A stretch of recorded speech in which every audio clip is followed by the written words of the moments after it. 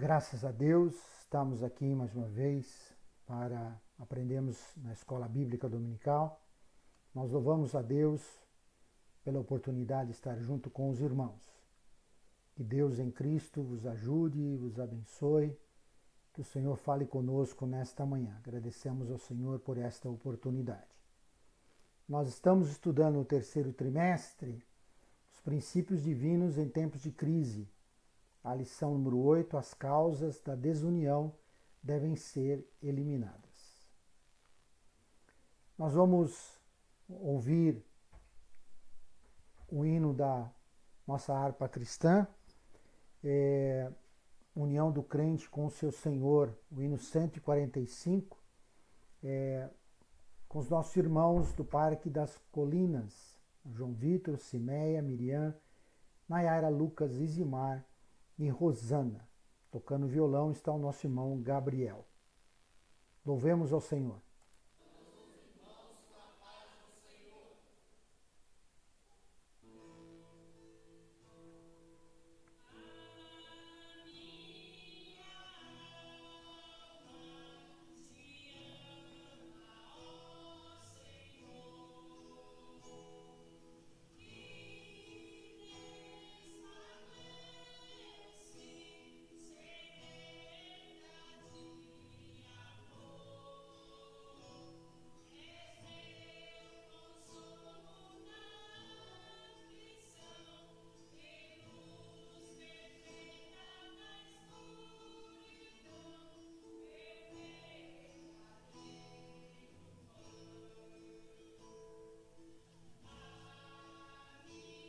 Aleluia, glória a Deus.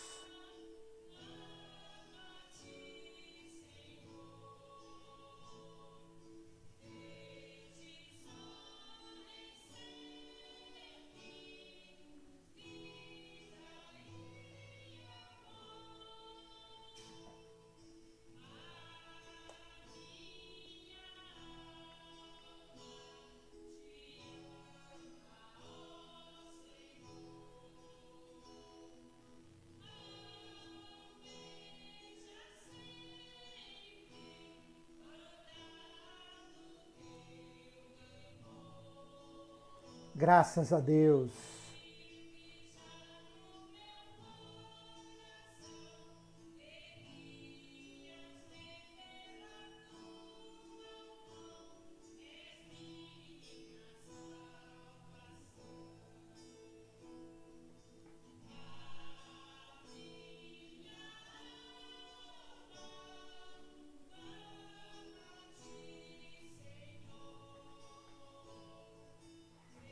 Graças a Deus, aleluia.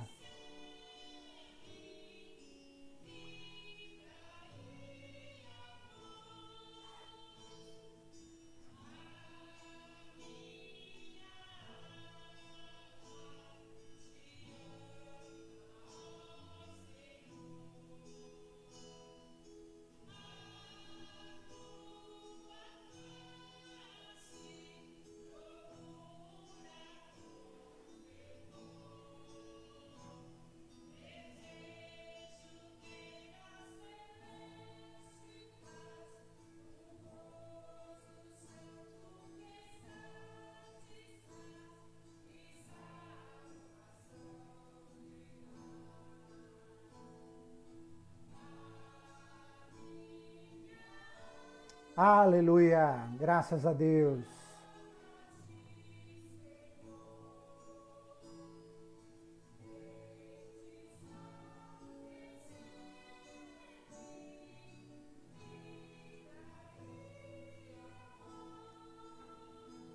Graças a Deus, só o Senhor.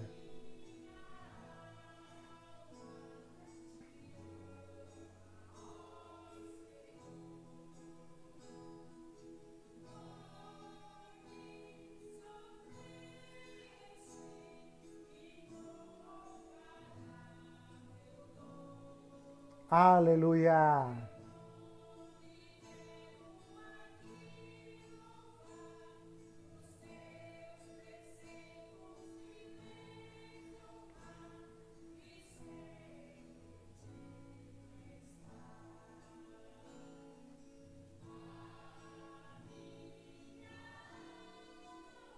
Aleluia!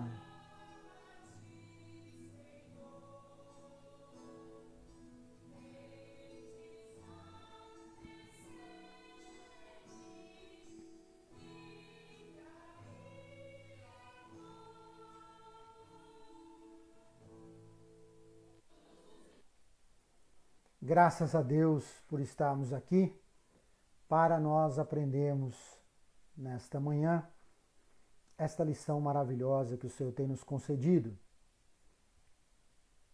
E a lição número 8 é: as causas da desunião devem ser eliminadas. Nosso texto áureo se encontra em Salmos 133, verso 1. Ó quão bom e quão suave é que os irmãos vivam em união. Na Nova Almeida Atualizada, ó quão bom e agradável viverem unidos os irmãos. Maravilha nós falarmos desta coisa maravilhosa que é união. A união, diz a verdade prática, é uma força indispensável para a igreja. Indispensável aquilo que não tem como não ter, temos que ter. União. É um testemunho diante do mundo, é um estímulo para o crescimento da obra de Deus. O desejo do Senhor Jesus sempre foi que todos fôssemos um. Todos fôssemos um só. Não que, logicamente, nós íamos unindo e se tornando uma única pessoa. Somos pessoas distintas, pessoas que cada um tem o seu entendimento, mas no mesmo clamor, na mesma alegria, no mesmo Espírito, porque o Espírito Santo é único. Então ele nos une a estarmos sempre juntos, né? Unidos. Agora, por exemplo, nesse tempo que estamos de pandemia, tempo de isolamento, nós vemos que a união é mais necessária ainda. Estamos unidos em Cristo, né? Através do Espírito Santo. Então, quando João registra a fim de que todos sejam um, João 17, 21, ali quando Jesus está orando na oração sacerdotal, no capítulo 17 de João, nós vemos que a preocupação do Senhor Jesus é que sejam um, assim como o Pai, o Filho e o Espírito Santo, né? São três pessoas distintas, mas são um só, né? O mesmo amor, a mesma glória, o mesmo poder. Então que nós possamos viver unidos, unidos no Senhor, e o Senhor nos dará a vitória. Glória a Deus. A leitura bíblica em classe se encontra em Neemias capítulo 5, verso 1, e depois do verso 6 ao verso 12. Foi, porém, grande o clamor do povo e de suas mulheres contra os judeus, seus irmãos. Ouvindo eu seu clamor a estas palavras, muito me enfadei. E considerei comigo mesmo no meu coração. Depois pelejei com os nobres e com os magistrados e disse-lhes: usura, tomais cada um do seu irmão. E ajuntei contra eles um grande ajuntamento. E disse-lhes: nós resgatamos os judeus, nossos irmãos que foram vendidos às gentes, segundo nossas posses, e vós outras vezes venderíeis vossos irmãos ou vender-se-iam a nós? Então se calaram e não acharam que responder. Disse mais: não é bom o que fazeis, porventura não devias andar no temor do nosso Deus, por causa do pobre dos gentios, os nossos inimigos? Pontuando aqui na Nova Almeida Atualizada, no verso 6, ele falou: fiquei muito irritado. Né? Ele se irritou com aquela situação, né? Ficou irritado. Ali está falando enfadado, né? Enfadei, irritado. Depois de ter pensado bem, né? Considerei consigo mesmo. Então, depois de ter pensado bem, ou seja, ele refletiu sobre a situação. Primeiro ele ouviu a reclamação, depois ele foi refletir sobre aquela situação, dizendo: vocês são exploradores. Quer dizer, estavam explorando seus irmãos, cada um com o seu irmão. E ele convocou uma assembleia, né? Um ajuntamento de pessoas, né? Uma assembleia. No verso 8 ele fala vendidos aos gentios, né? Por lembrar que naquela época, por mais estranho que pareça, era muito comum a questão de escravidão, né? Vender pessoas, comprar escravos, ter escravos em casa, era muito comum, vamos dizer assim. Fazia parte daquela época, não é? Está lembrado de quando os irmãos vendem José? É a mesma situação, ou seja, isso é muito antigo, né? Onde pegava-se, imagina, vendeu o próprio irmão. E vendia-se e não perguntava quem era, quem não era, simplesmente vendia e comprava. É o que aconteceu com José. Então, eles estavam agora trabalhando com isso de novo, né? Comprando os irmãos ali, virando escravos por causa que eles não tinham condição de viver ali, a situação estava muito difícil, né? Vender aos seus compatriotas, os seus próprios irmãos, está dizendo Neemias. E nós vamos comprar de novo? Tenhamos de comprar de outra vez? Vocês vendem e outros compram? O que está acontecendo? Não é? Essa era a situação deles ali, não é? Então ele fala, vocês não deveriam andar no temor do Senhor, não ficar passando a vergonha, né? O pobre aí. No versículo 10, também eu, meus irmãos, os meus moços, a juro, lhe temos dado dinheiro e trigo, deixemos esse ganho. Restituí-lhes hoje, vos peço, as suas terras, as suas vinhas, seus olivais, as suas casas, como também o centésimo do dinheiro do trigo, do mosto e do azeite, que vós exigis deles. Então disseram, restituir-lo-emos, e nada procuraremos deles. Faremos assim como dizes. Então chamei os sacerdotes e os fiz jurar que fariam conforme esta palavra. Não é? Muito bem, no verso 10, por favor, vamos parar com essa situação. Também eu. Isso é um grande reconhecimento que ele também estava envolvido nisso, ou seja, também ele estava praticando isso. Não é? É importante a pessoa reconhecer a sua situação. No verso 11 vai falar, restituam, né? Restituam, restituí-lhes. É bem difícil de falar, inclusive, né? Então, aqui na Nova Almeida Atualizada, restituam as suas terras, casas, tudo que tem, bem como a porcentagem do dinheiro. Aqui eu acho que faltou eles incluírem aí o centésimo, nós vamos estudar um pouquinho mais para frente aí, a centésima parte, né? Vamos restituir, né? Restituir-lo-ermos. É bem difícil de falar, né? Então vamos restituir a cá e nada pedimos deles, né? E eles pediram para que jurassem, para que tivesse um compromisso. É isso que Neemias está pedindo aqui na nossa leitura bíblica em classe.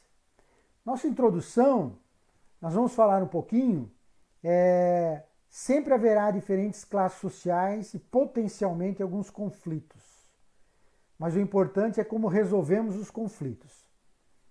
Sempre vai haver. Sempre.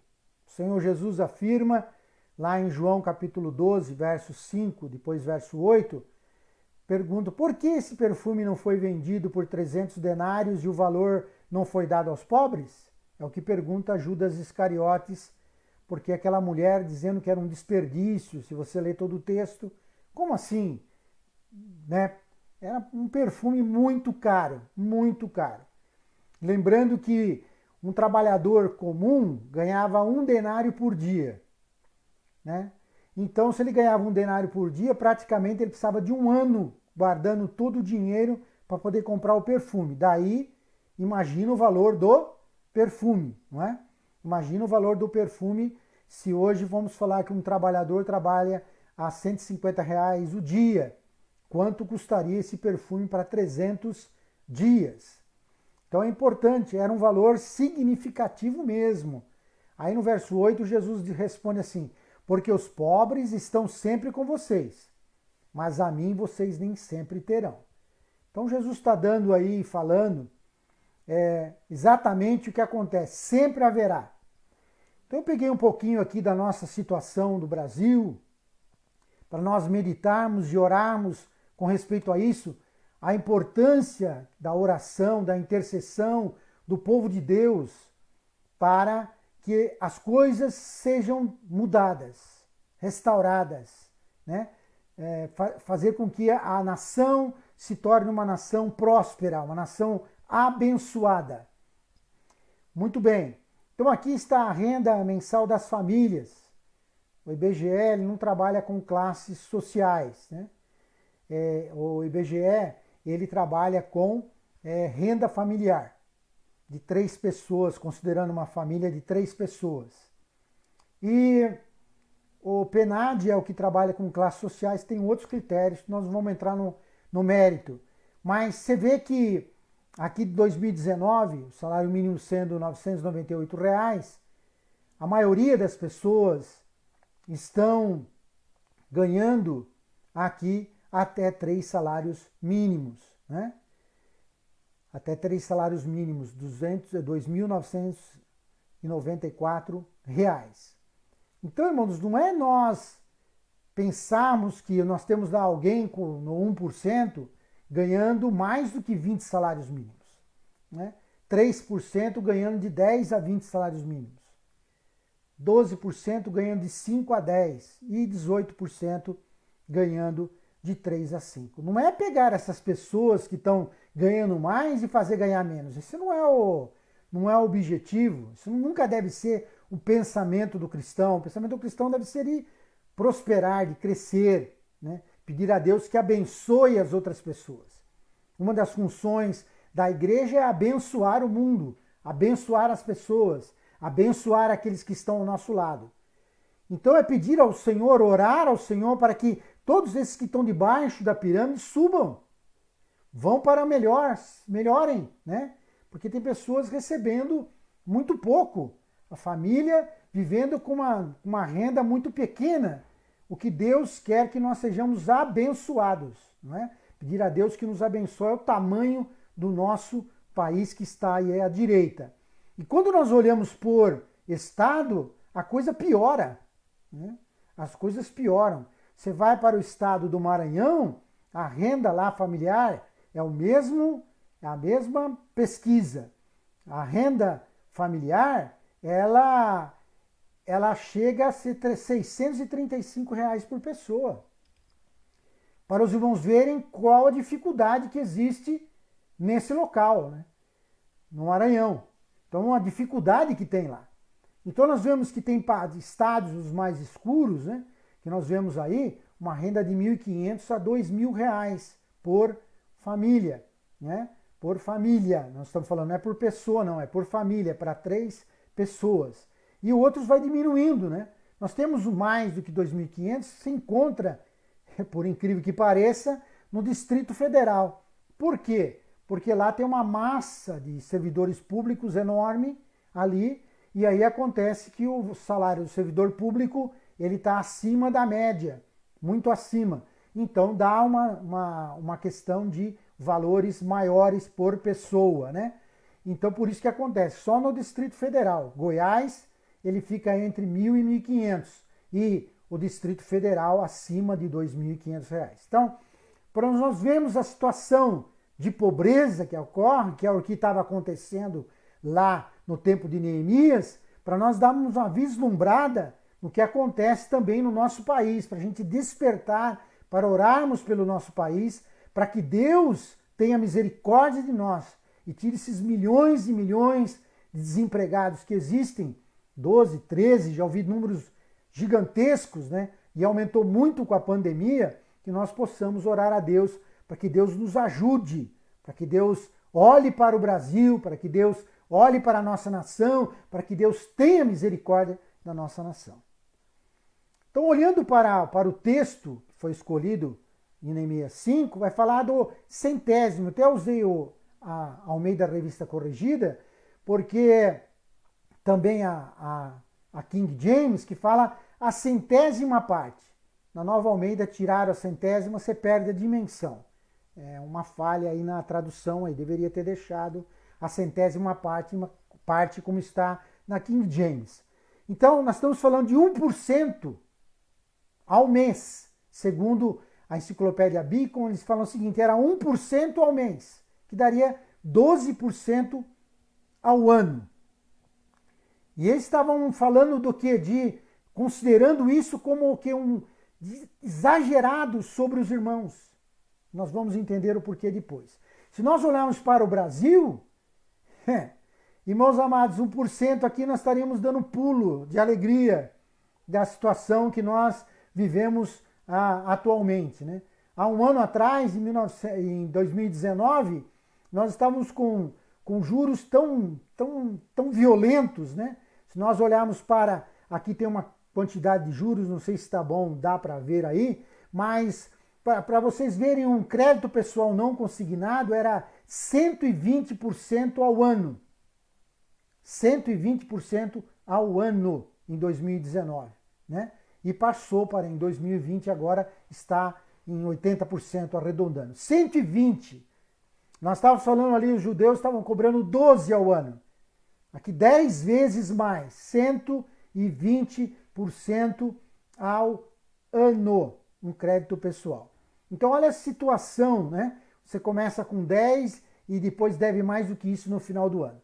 Mais do que você já devia no início. Então, os juros do Brasil estão caindo, mas, irmãos, está muito violento. E os juros altos, o que acontece é que isso empobrece a nação. Você centraliza o ganho em algumas situações, em bancos, e o povo fica pobre. Então vamos orar a Deus para que Deus nos dê vitória e que mudamos essa situação. E que possamos ver como Neemias, que muitos que estão aí explorando os outros, como estava, possam ouvir o conselho de Neemias e falar, não vamos fazer mais isso, vamos restituir para eles tudo isso, não vamos cobrar deles, né? Que Deus nos ajude. Muito bem. O primeiro tópico fala da união caracterizava os judeus libertos do cativeiro.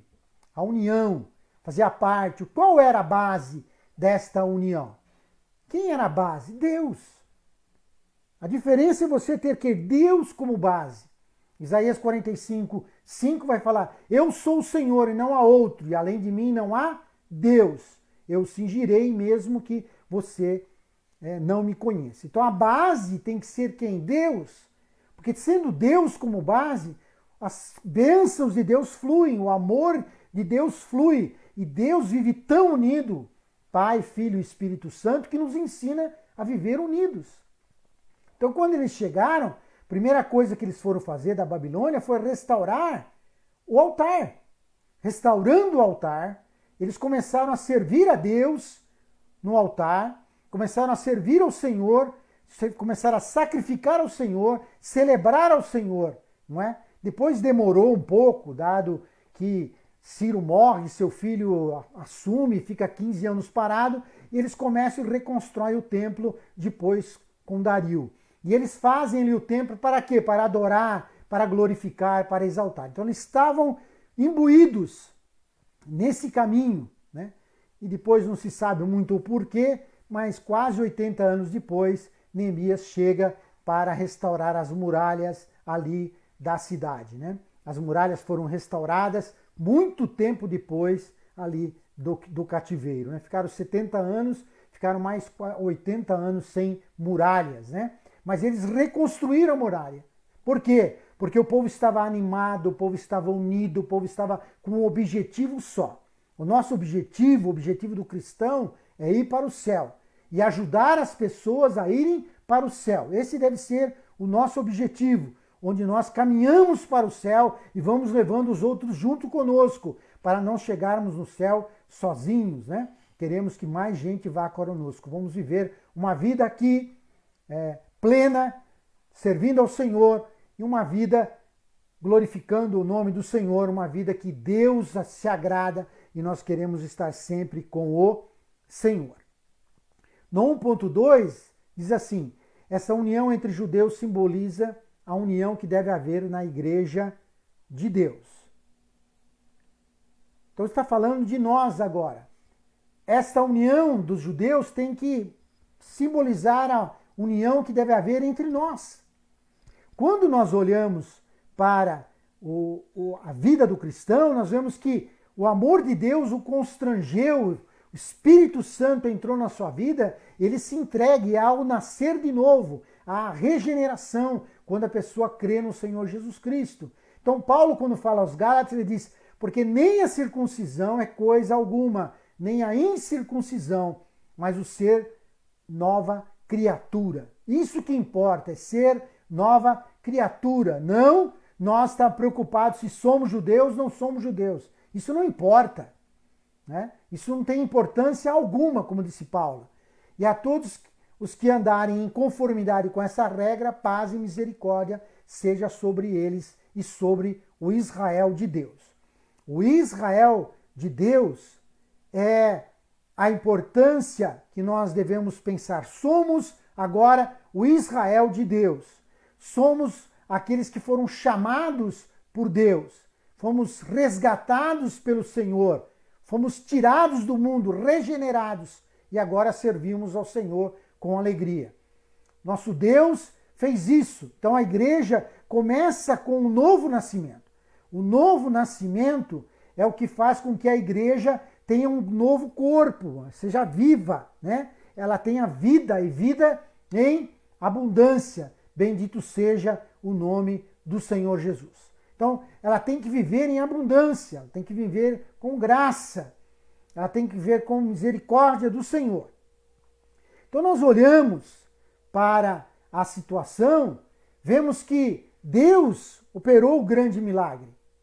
Deus manifestou o seu grande milagre, fazendo a nossa conversão, trabalhando em nós, mudando a nossa vida, para termos uma vida agora completa, né?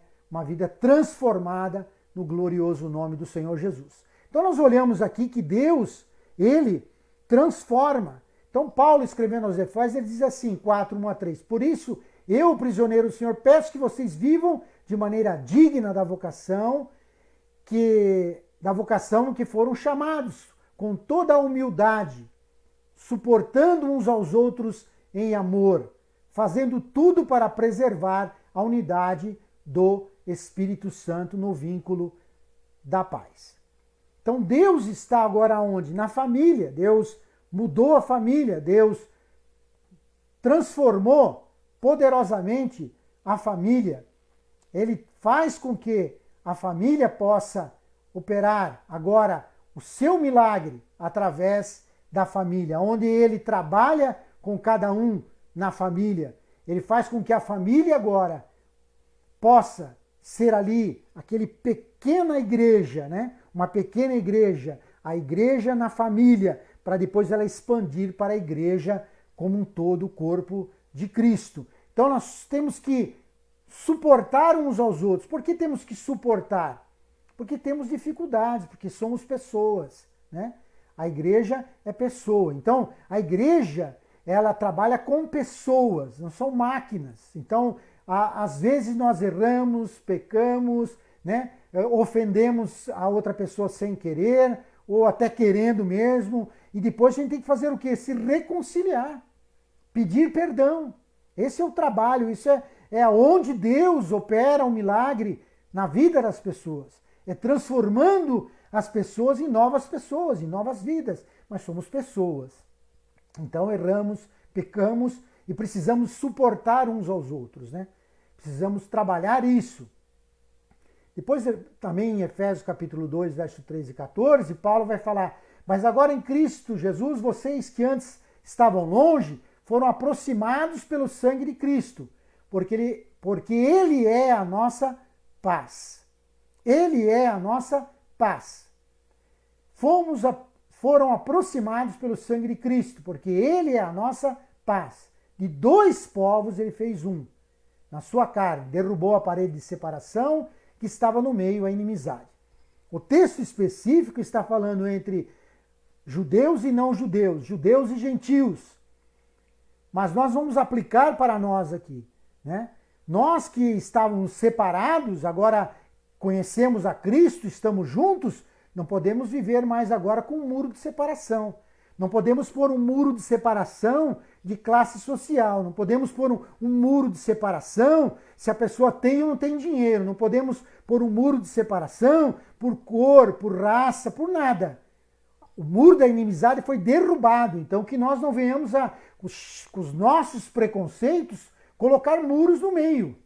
Nós não temos que procurar, nós temos que viver a koinonia, a comunhão, temos que viver nessa koinonia. Koinonia está no grego, que significa comunhão, viver junto, viver ali todos juntos servindo ao grande e poderoso Salvador. Então a igreja, ela tem que trabalhar com apoio social, apoio familiar, apoio espiritual, apoio material. Nós não podemos pensar só no espiritual. Ou quando a pessoa está tudo bem, a pessoa está empregada, a pessoa está trazendo as dádivas para a casa do Senhor, então está tudo bem. Agora, quando ele está desempregado, quando ele está passando dificuldade, nós esquecemos dele. Não. União não é isso. União não é só para nós fazermos coisas, né? Temos que construir, temos que reformar, temos que pintar. Não, não é só isso. Também isso. Mas a união é se voltar agora, como numa situação dessa de pandemia, e falar, eu posso ajudar, o que eu posso fazer? Eu posso levar, eu vou levar ali uma cesta básica, 2 cestas básicas, 10 cestas básicas. O que eu posso fazer para ajudar os outros que estão em dificuldade? União é cuidar daqueles que estão trabalhando conosco, né? Estão trabalhando. Porque quando Neemias estava ali trabalhando, ele colocou gente para cuidar do povo, ou seja, os soldados ali, todos armados para cuidar da segurança, e os outros estavam trabalhando. Quer dizer que eles não estavam trabalhando, estavam, mas eles estavam trabalhando na segurança. Porque ele dividiu as pessoas, fazendo cada um o seu trabalho, para garantir a segurança do povo. Então, nós temos que proteger uns aos outros. Não é esconder pecado. Não é isso. Isso não é proteger. Proteger é a hora que a pessoa precisa, de uma necessidade material. Não adianta eu visitar uma pessoa que está necessitada e lá fala, nós vamos orar e não fazer nada. Não, vamos aprender com o Tiago. Temos que ter obras, temos que fazer alguma coisa. Então nós temos que pensar no espiritual, obviamente, sempre, pregar o evangelho, salvação, ir para o céu, mas enquanto estamos na terra, precisamos comer, precisamos beber, precisamos vestir, precisamos morar, né? Então que Deus nos ajude, que nós, essa união que estava na cabeça do povo judeu, possa estar também na nossa, e que nós possamos usar disso para dar apoio social, familiar, espiritual e material ao povo de Deus. Glória seja dada ao nome do Senhor. O 1.3, essa união é uma verdadeira força. A união traz força. A união, ela faz com que a gente, coisas que um sozinho não pode fazer, outros podem. Não é? Muito bem. Então, quando o salmista escreve o Salmo 133, está falando como é bom e agradável viverem unidos os irmãos. É como óleo precioso sobre a cabeça. Então, para nós, que somos aqui do Ocidente, se você não entender o contexto, vai parecer uma coisa estranha. Como assim óleo sobre a cabeça? A gente não tem esse hábito, nunca teve esse hábito, não é? Mas eles tinham, que era o que? A hora de consagrar alguém, era usado o óleo. E aqui ele está falando justamente o óleo precioso, ou seja, o óleo que era o óleo da unção, que não podia ser usado como perfume por ninguém, não podia ser usado em outra coisa, a não ser na hora de ali separar, né, ungir aquele sacerdote. Tanto que ele menciona Arão, né, que é ali o início, né, a cadeia de início para os sacerdotes. Todos que para chegarem a ser sacerdotes, ali sumo sacerdote, precisavam ser da linhagem de Arão. Então essa óleo que descia, a importância desse óleo precioso, que no Novo Testamento nós vamos ver por que nós não precisamos do óleo, porque nós temos o Espírito Santo. Todos que aceitam a Cristo como Salvador recebem o Espírito Santo. O Espírito Santo move na vida dele. É como óleo precioso. O óleo precioso é o Espírito Santo na sua vida. na sua vida tem o Espírito Santo. Se você crê no Senhor Jesus Cristo, o Espírito Santo já está na sua vida. Ele vem em cela, ou seja, ele está contigo. Ele faz o selo, a marca, para que você seja um dos que estejam naquele dia no arrebatamento. Então ele vem falar para nós dessa união, a importância da união. A união é tão agradável que é como essa unção, ou seja, nós vivemos unidos, vai dar esse gozo, essa alegria. Por quê? Porque o Espírito Santo que está em mim, está em você, nós vivemos unidos e Deus vai nos dar a vitória. Bendito seja o nome do Senhor. É como o orvalho de Hermon, né? O orvalho ali no local, ali tinha tanto orvalho que as barracas lá, quando foram fazer análise daquele lugar, ficavam todas molhadas o tempo todo, parecia que tinha chovido. E o orvalho ele vai descendo, a água vai descendo até para a base dos montes e chegar até os vales, aonde vai fertilizar a terra e poder ser plantado. Então é muito importante esta união.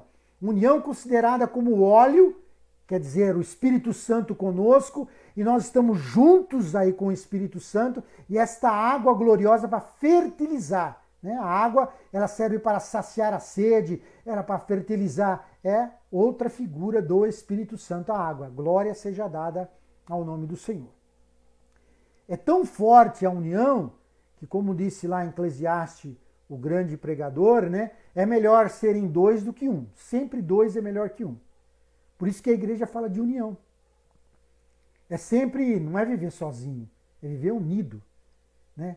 É melhor dois do que um. Né? Se um cai, o outro levanta. Você tem alguém para ajudar. Aí no verso 12 ele fala assim: se alguém quiser dominar, um deles, os dois poderão resistir. O cordão de 3 dobras não se rompe com facilidade. O cordão de 3 dobras. Né? A importância de estarem todos ali unidos. Então, se você pegar um gravetinho, você vai quebrá-lo. Mas se você juntar várias varas juntos, você vai ver que é difícil para quebrar. Mesmo que individualmente ele seja frágil. Mas quando você faz um feixe e tenta quebrar, você vai perceber que a união traz essa força gloriosa. É por isso que o Senhor fala lá em João, ele fala, o Senhor Jesus no capítulo 17, ele fala, olha, eu não peço somente por esse. Ele fala, não é só os discípulos é o início. Os discípulos é apenas o start, é agora a hora que está iniciando tudo. Os discípulos vai ser aqueles que vão começar a picada, começar a caminhada. Mas vai vir muita gente lá, até nós aqui de Valinhos fomos alcançados pelo Senhor. Bendito seja o nome do Senhor Jesus Cristo. Ele fala, por todos aqueles que vierem a crer em mim, a fim de que todos sejam um. Então Jesus Cristo está falando desse um por quê? Por causa da força, por causa da unidade, para nós trabalharmos tanto no mundo espiritual quanto no mundo material. Estamos no mundo. Nós não fomos tirados do mundo. Aqui nós precisamos de tudo. E o apoio, talvez um apoio psicológico, o apoio financeiro, né? Pagar uma conta d'água, pagar uma conta de energia, né? A cesta básica, ajudar o irmão. E tem vezes ele precisa só de um ombro, ele precisa falar com alguém, ele precisa desabafar. E você vai ser essa pessoa que vai ouvir, vai estar com ele, vai orar. Não é para sair falando, é para ouvir e orar, né? Para glorificar o nome do Senhor juntos. Então, a união é uma força verdadeira. Unidos, somos muito mais fortes. Não importa se você se sente frágil. Quando você vai juntando o feixe, gerando um feixe grande, ele não é quebrado. Porque ele está sempre, todos unidos. Bendito seja o nome do Senhor. No tópico 2, vai falar para nós aqui qual era a ameaça. A união dos judeus estava ameaçada. Os juros, o que é juros, né? Então vamos procurar um pouquinho para entender o contexto do que estava falando Neemias, para não nos confundirmos aqui. Usura, o que é usura? Em sentido original, são juros excessivos cobrados por um empréstimo. Juros excessivos. Né? Então, no século XV foi definido alguma coisa para poder separar o que era usura do que era juro. Então havia o quê? era uma taxa cobrada segundo critérios, valores estipulados. E aí, quem estava dentro desses valores estipulados estava cobrando juro. E quem cobrava demais era chamado de usura, né? Ou lucro em demasia. Usura também é um sinônimo de ambição, ganância ou lucro em demasia. Então, quando nós vemos o que está falando aqui Neemias está falando para nós temos que cuidar dos irmãos. Por quê? Os irmãos estão pegando dinheiro até para pagar tributo, ou seja, até para pagar lá a Síria. Até para pagar eles, até pagar os impostos, ele está pegando dinheiro emprestado. Eles falaram, nós somos dos 6, somos iguais, vocês estão nos cobrando aqui, está sufocando. Eles começaram a hipotecar. Hipotecar quer dizer, olha, vou te emprestar, hoje no Brasil é natural isso em qualquer parte do mundo. Você vai emprestar e fica como garantia alguma coisa, não é? Fica como garantia. E a garantia é o quê? É a sua casa, é a sua terra, é a sua colheita, alguma coisa tem por garantia. E quando isso acontece, e deu problema, na época estava em seca, na época estava uma época difícil, essa que está em Neemias lá, porque vamos dizer assim, é cíclico, né? Há vários problemas que acontecem e eles estavam ali, e agora aquele problema que estava dando, né? Colheita baixa, eles não tinham o que pagar. Imagina você fazer um empréstimo pensando que você vai ter uma colheita grande para poder pagar o empréstimo e sobrar e não dá para fazer nada. Então eles tomavam a terra de volta. E é isso que foram ali clamar a Neemias. Neemias, faz alguma coisa, nos ajuda, né? E eles falavam, nós não podemos fazer nada, o que nós vamos fazer? Nós assinamos um contrato, nós nos comprometemos que iam pagar, não estamos conseguindo, já estamos vendendo nossos filhos, nossas filhas como escravo. Olha a situação que nós estamos vivendo. Então quando a gente olha a questão de juros, se a gente olhar um pouquinho para os Estados Unidos, para o Brasil, para ter um comparativo, não é? Nos Estados Unidos aqui os juros é 8 vezes menor do que no Brasil. Então imagine você, o Brasil, um país pobre, e nós pagamos 8 vezes mais do que os americanos pagam de qualquer coisa, de qualquer empréstimo. Então, para ver a situação que nós estamos vivendo como país, que nós precisamos orar a Deus para que isso inverta, para que isso mude, para que todos tenham uma vida melhor. Mas, irmão, Jesus não vai vir? Vai, irmão. Vai, lógico que vai vir. Quando? Não sabemos. E se aí o Senhor demorar mais 300 anos para vir? Que você não sabe. Eu não sei, ninguém sabe. Ele pode vir no próximo segundo, no próximo minuto, mas ele pode vir daqui 300 anos. Então nós temos que pedir a Deus que abençoe a nossa nação, restaure a nossa nação, para que o povo viva, irmãos amados, tenha uma vida digna. É isso que nós devemos orar ao Senhor. Então, eles estavam o quê? Por que estava ameaçado? Porque começou a ter esse problema de um pegar as coisas do outro, porque tinham mais dinheiro, o outro tinha menos dinheiro, não é? Então, como que se explica essa grande injustiça no segundo item do tópico, né? A união estava ameaçada. Quando o Senhor deu a lei, em Êxodo, Deuteronômio, nós vamos ver que ele já explica com respeito à questão de cobrar ou não cobrar juros, né? Então, Êxodo 22, 25 diz assim, se você emprestar dinheiro a alguém do meu povo, ao pobre que está com você, não trate com ele como um credor que impõe juros. Né? Então, Bacon, ele fala para nós, a enciclopédia Bacon vai falar para nós que esse era um empréstimo, como se fosse um adiantamento salarial para comprar comida, que era a situação que estava vivendo o povo lá na época de Neemias. Então, são coisas diferentes. Né? A pessoa quer emprestar um dinheiro seu para comprar um carro, isso é uma coisa. E você tem que cobrar um juro digno, cobrar se você vai cobrar, se não quiser cobrar também não tem problema nenhum, seu direito de cobrar, que a pessoa não está pedindo uma coisa ou não está comprando uma coisa que é para o seu sustento ali, não é? Ele está querendo um carro e você vai ajudá-la por algum motivo. É diferente da pessoa que vem com uma conta de energia e pedindo a sua ajuda para você pagar a conta de energia ou emprestar. Ele vai sempre pedir emprestado. Você pode até pagar e nunca mais cobrar né? Por quê? Porque você vai sentir a dor do irmão, a situação do irmão. É uma situação de necessidade. Então vamos separar um pouco as coisas, né? Não é que não pode se cobrar juro. Cuidado para não interpretar errado, né? O problema é você cobrar um juro da hora errada, né? Então, o Senhor ensinou a Israel que eles iam emprestar a muitas nações. Quando você empresta, como faz o BID, né? O Banco de Desenvolvimento Mundial aí, outros bancos que emprestam ao Brasil, é uma taxa menor, mas tem taxa. Né? Há um ganho em cima daquilo que se empresta. Né? Então é natural esse tipo de transação. Né? É muito importante isso. O problema é o juro exagerado, que é o que está acontecendo no Brasil. Né? Então, em Deuteronômio 15, verso 11, vai dizer: pois nunca deixará de haver pobres na terra. Então esquece esse conceito que todo mundo é igual, que vai ser tudo igual, que todo mundo vai ter o mesmo salário, só se for a miséria. A miséria, ela vai ficar para todo mundo, mas o ganho lá em cima, não é assim não.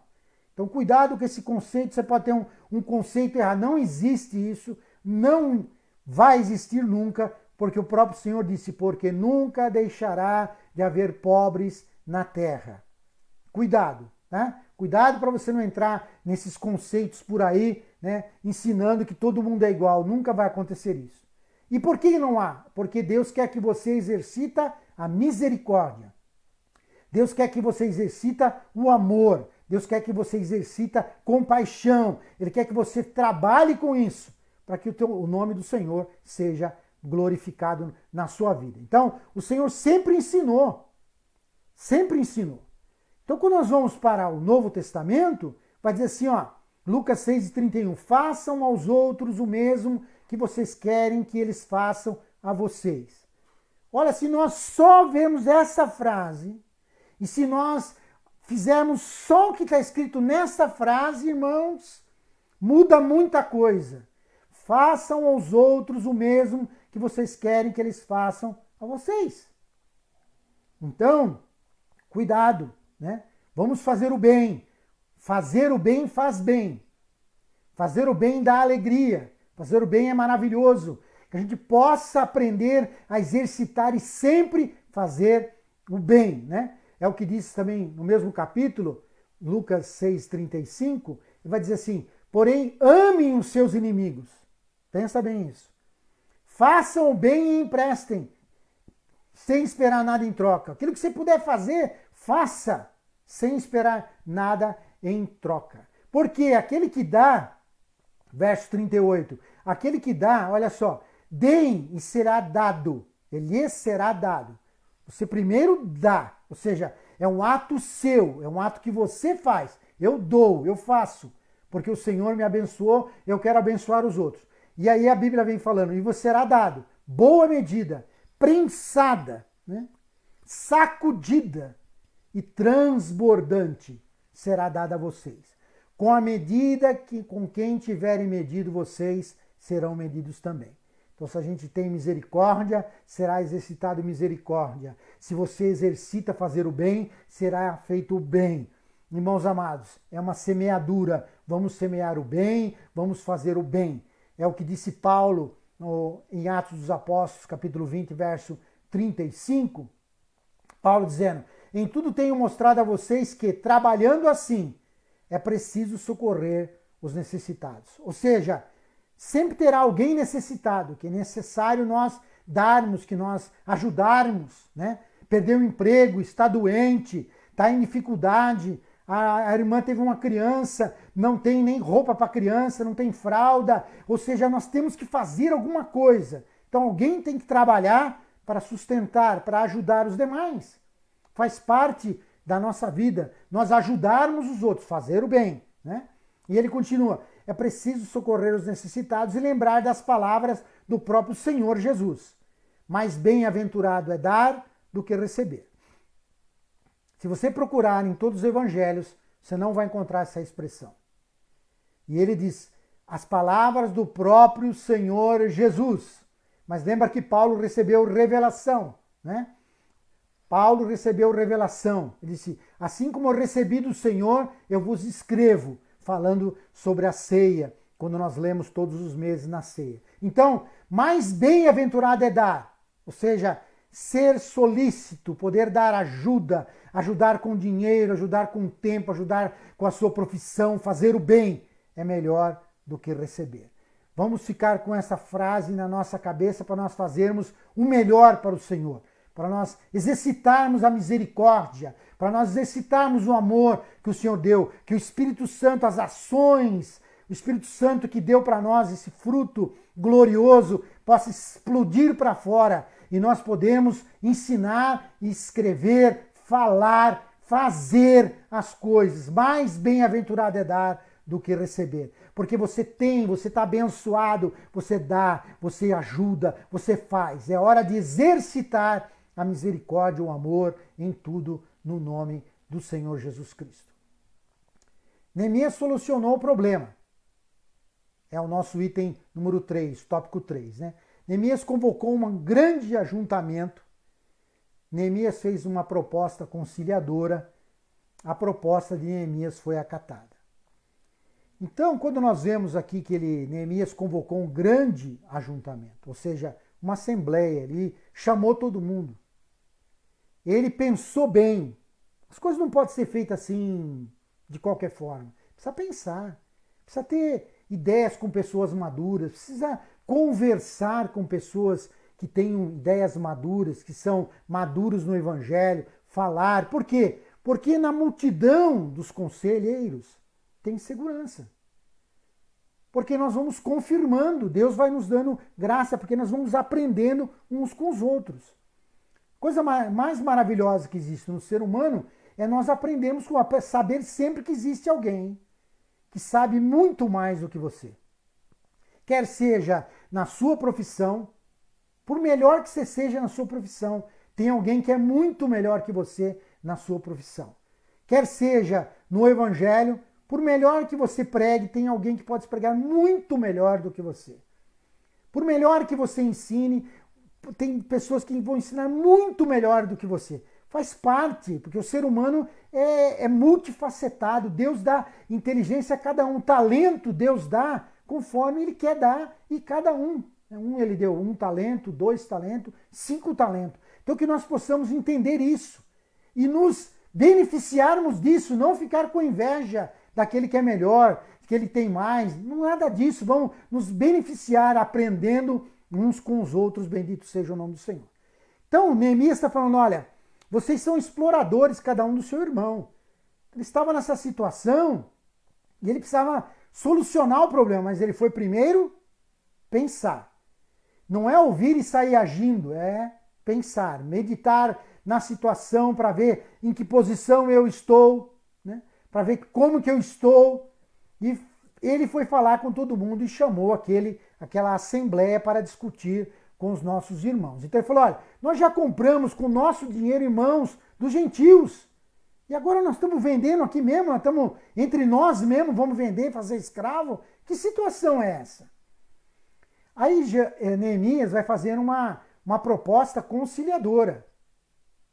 Então aí que nós vemos a diferença do líder, né? Neemias diz assim, também eu, capítulo 5, verso 10, também eu. Tá vendo como é bom pensar? Veio a reclamação. Olha, eles estão cobrando. Nós estamos hipotecando tudo, nós estamos vendendo tudo porque nós não conseguimos pagar. Nós temos que pagar 1%, a centésima parte. Nós temos que fazer isso. Olha, estamos hipotecando casa, estão levando filhos nossos como escravo. Olha que situação nós estamos. Entre nós mesmos, eles são sangue do nosso sangue, somos irmãos, somos judeus. Quando Neemias pensa, aí no versículo 10 ele fala, também eu. Isso é importante. Precisa reconhecer o que ele está fazendo. Saber que ele pode estar errando também. Saber que não importa que ele era o líder que estava lá, Neemias estava liderando ali como governador, que não podia errar também. Todos nós somos humanos. E ele entrou naquela ideia, olha, o irmão lá está precisando, vamos emprestar? Vamos, empresta lá. E começou a emprestar também, começou a emprestar comida, emprestar dinheiro, começou a fazer. Ele falou, olha, nós e meus companheiros, ou seja, aqueles que estão mais próximos de mim, nós estamos fazendo também. Aí ele diz, olha, estamos dando dinheiro emprestado, trigo, tudo emprestado e querendo receber no final. E ele cai em si também, porque ele percebeu que ele estava fazendo errado também. Aí ele fala, mas por favor, vamos, está no plural, vamos, ele se inclui, vamos parar com essa exploração, vamos parar com isso. Chegou, estamos errados, vamos agora restituir tudo que eles têm, vamos restituir as terras deles, vamos restituir, vamos devolver a porcentagem do dinheiro, ou seja, aquilo que ele já nos deu como juro, vamos devolver para eles. Nós não podemos ter juro nada disso aqui. Essa situação é uma situação calamitosa, a situação do povo está com fome, a situação do povo é de dificuldade, nós não podemos tomar escravo, tomar nada deles. São nossos irmãos, não vamos fazer, eles estão com necessidade. É a hora da necessidade, é a hora de nós fazermos por ele, e ele se inclui. É maravilhoso ver, isso é liderança. Por isso que liderança, ele fala, vem comigo, não vai para mim. Você percebe a diferença? Vai lá e faz. Não, ele fala, vem comigo, vamos fazer junto. Não é? É liderar pelo exemplo. Essa que é a diferença que Neemias nos ensina aí. Então, por isso que a proposta de Neemias foi acatada. Neemias 5,12, ele diz, eles responderam, vamos restituir e nada pediremos deles. Né? E aí ele pediu para que jurassem. Então, se você vê aí na figura, mostra que o líder andando e a criança atrás andando da mesma forma, com a mãozinha para trás, vendo como anda o líder. Então é liderar pelo exemplo. Imagina você, se Neemias, seus amigos que estavam próximos ali, continuasse cobrando juro, continuasse cobrando tudo, e os outros, o que iam fazer? Você acha que ele conseguiria uma proposta acatada? Você acha que eles iam acatar a proposta de Neemias se ele mesmo estaria indo sendo contrário ao seu discurso? Se ele mesmo que falasse, olha, vamos trazer cesta básica, ele nunca trouxesse cesta básica? Se ele mesmo nunca ofertar e pedir para os outros ofertar? Se ele mesmo não dizimar e pedir para os outros dizimar? Isso não faz sentido. Isso não tem como. Nós vemos que a situação deles era uma situação calamitosa dos nossos irmãos lá. Pobreza. E Neemias fala, olha, vem comigo. Eu vou fazer. Eu estava errado também junto com vocês. Vamos acabar com esse negócio. Vocês topam fazer junto comigo? Vamos. Isso se chama liderança. Liderar pelo exemplo. Primeiro eu faço o exemplo, depois os outros vão acompanhando. Por isso essa criança acompanhando os adultos aí. Então é ir, vem comigo, vamos junto, vamos lá, vamos fazer, vamos praticar, vamos fazer em nome do Senhor Jesus Cristo. Isso é importante, a liderança pelo exemplo, porque isso marca, isso mostra a intenção que está dentro. A pessoa fala, a pessoa expressa a intenção, mas também ele pratica. Ele vê, as pessoas veem com seus próprios olhos. Então, Neemias realmente nos dá uma lição de liderança tremenda aqui, quando ele fala, vem comigo, eu estou fazendo também. Porque ele pensou. Então é importante nós sempre pensarmos e repensarmos o que nós estamos fazendo e vamos liderar pelo exemplo. Bendito seja o nome do Senhor. Também a paz voltou a reinar entre os judeus. No 4.1 vai falar, surgindo um problema entre os irmãos, devo ser tratado com muita diligência, ou seja, muito cuidado. Então aqui o exemplo que eu trago para os irmãos, quando ocorre o problema lá em Antioquia, ocorre o problema porque alguns judaizantes, ou seja, alguns irmãos judeus, irmãos já, salvos por Jesus, que tinham crido no Senhor, eles vão para lá e falam, peraí, opa, para vocês serem salvos, vocês precisam primeiro ser circuncidados. Isso gerou um problema. Eles estavam falando aos gentios. Agora não eram judeus, eram gentios. E eles estavam falando aos gentios. Então Paulo, quando viu isso, falou, opa, parou tudo aqui, vamos conversar. E houve uma grande discussão, um conflito entre Paulo, Barnabé e eles, por quê? Porque estava tendo um ensino errado. Então o que eles falam? Temos um problema. Então o problema tem, irmão, o problema existe. Não adianta querer fingir que o problema não existe. Nós devemos ter cuidado que o problema existe, então precisamos resolver o problema. Como resolver? É orando, pedindo a Deus graça, se aconselhando, pensando, discutindo ali para poder chegar a uma conclusão. Fala, peraí, então nós vamos lá para Jerusalém, vamos falar para os responsáveis pela igreja. Não é tomar a decisão sozinho. Não é tomar. Eles queriam saber o que nós estamos, o que nós vamos falar. Qual é realmente a direção a seguir? E eles vão lá, Paulo, Barnabé e mais alguns irmãos vão para falar com os presbíteros, ou seja, falar com ali em Jerusalém. E Pedro vendo a situação, tudo isso está no capítulo 15 de Atos dos Apóstolos, né? Então lá, Pedro diz assim, então os apóstolos e os presbíteros se reuniram para examinar a questão. Precisa reunir, precisa conversar. Não tem jeito. Somos seres humanos. Precisamos conversar. Quer seja virtualmente, quer seja presencialmente, precisa conversar para arrumar. Não adianta você ficar escondendo. Não, porque não é feito desse jeito, porque não é feito. Conversa com quem de direito. Eles foram conversar com quem? Com quem tinha direito ou quem tinha autoridade, que no caso eram os discípulos lá em Jerusalém. Não é? Então, o respeito ao seu líder, o respeito ao seu pastor, respeito ao pastor presidente, tudo isso tem que ser feito porque ele que é o líder. Então vamos conversar com o líder para resolver a situação. For examinar a situação. Examinar é cuidar da situação, não é uma coisa superficial. Quando você vai fazer um exame, você tem que descer no problema, entender o problema. Porque se você não entende o problema, você não chega à solução. Você tem que examinar. Por isso que fala exame de sangue, né? Põe lá no vidrinho de sangue lá, mas sozinho dali não sai nada. Alguém precisa examinar, olhar no microscópio, ou seja, olhar em detalhe, olhar reagentes, colocar, verificar, para ver se tem algum problema ou não naquele exame, naquele sangue. Então é examinar, não é uma coisa superficial, é com profundidade. Foi o que eles fizeram ali. Então Pedro tomou a palavra e disse assim, ó, Deus me escolheu entre vocês, para que de minha boca os gentios ouvissem a palavra do evangelho e crescem. Mas cremos que somos salvos pela graça do Senhor Jesus, assim como eles. Então Pedro está ensinando para eles. Vocês não lembram que eu fui falar com Cornélio? Você não lembra que Deus revelou para mim? Você não lembra que foi feito ali? Que o Espírito Santo desceu sobre o gentio? Por que nós estamos falando sobre isso? Olha, nós cremos que somos salvos pela graça.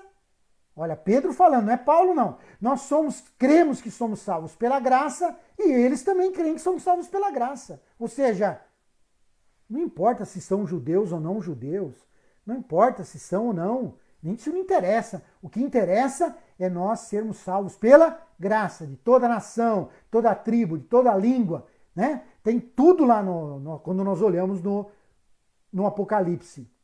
O céu vai ser colorido, o céu vai ser nações e nações diferentes, né? E como você descobre que uma pessoa é de uma nação ou do outro? Normalmente, como se veste a maneira de ser. Então, mas cremos, somos salvos pela graça do Senhor Jesus. Isso é importante. E eles também. No final, ali agora, quem toma a palavra já é Tiago, ele diz assim, ó, pois pareceu bem ao Espírito Santo e a nós não impor a vocês maior encargo além dessas coisas essenciais, que vocês se abstenham de coisas sacrificadas a ídolos, bem como do sangue, da carne, de animais sufocados, da imoralidade sexual. Então, eles estão dando o quê? Um panorama para os gentios, falando assim, ó, cuidado, não é que você vai andar de qualquer jeito, não. Cuidado aí, pareceu bem ao Espírito Santo e a nós. Então, irmãos, nós vamos resolver com o quê? Com oração, com conhecimento, com comunhão, com união, né? Com conversa, e a gente resolve. Se tem problema, conversa e Deus vai dar a vitória. Foi o que aconteceu para eles ali. Então, muito cuidado, né? Se abster dessas coisas, né? Então, tem cristão que tem que saber aonde você vai, né? Cuidado com essas festinhas por aí, tá bom? Muito bem. Problemas relacionais devem ser tratados carinhosamente. a paz voltou a reinar entre os judeus. Como é? Problemas relacionais, ou seja, há uma dificuldade aí. As pessoas se relacionam o tempo todo, quer agora da forma virtual ou quer, logicamente, da forma tradicional ou da forma presencial. As pessoas se relacionam. E num relacionamento tem problemas. Sempre vai haver problemas. Não existe uma coisa perfeita. Por quê? Porque nós não somos perfeitos. Tão simples quanto isso. Não é que as pessoas são ruins. É que nós temos dificuldades. Eu tenho, você tem, nós temos. Então, tem problema de relacionamento no casamento, tem problema de relacionamento no trabalho, tem problema de relacionamento na igreja. E nós temos que resolver os problemas. Como que a gente resolve? Com o fruto do Espírito que veio em nós, que eu tenho o Espírito Santo, você tem o Espírito Santo ele gera união.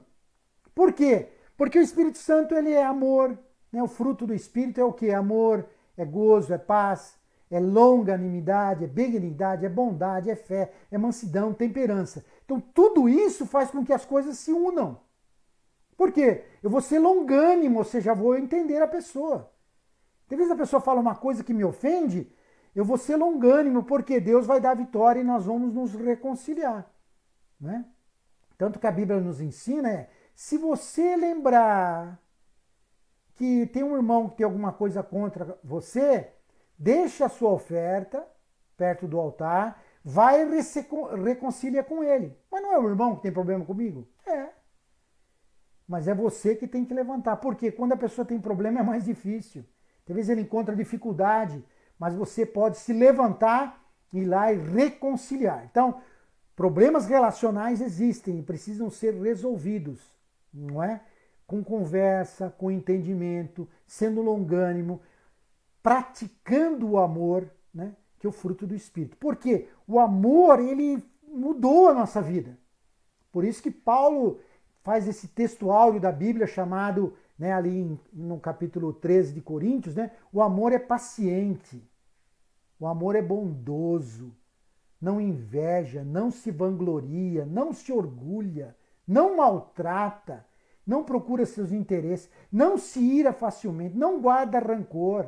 O amor não se alegra com a injustiça, mas se alegra com a verdade. Tudo sofre, tudo crê, tudo espera, tudo suporta. Então, o amor, ele faz com que tudo isso se aproxime. O fruto do Espírito, o amor, as coisas vão se aproximando, dando união.